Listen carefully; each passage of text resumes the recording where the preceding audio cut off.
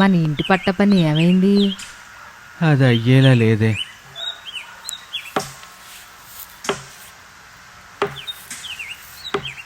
నాన్న, వాళ్ళ చెట్టుని కొట్టేస్తే ఆ పక్షి గూడ్లేంది అయిపోతుంది కదా నాన్న. అది ఎంతో కష్టపడి కట్టుకుంది.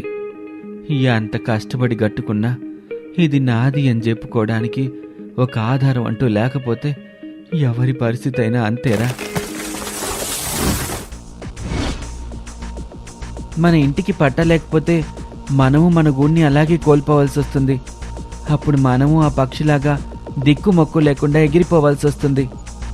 మనల్ని ఈ సమస్య నుంచి ఆ దేవుడే కాపాడాలి. మీరందరూ ఎక్కడెక్కడి నుంచో వలసొచ్చి ఇక్కడ ఇల్లు కట్టుకున్నారు. మీ ఇల్లులు ఎక్కడుంటే అక్కడే మీ స్థలాలకు శాశ్వత ఇంటి పట్టాలిచ్చే బాధ్యత నాది. మన ప్రభుత్వం రాగానే ఆ పని నేను చేసి పెడతాను.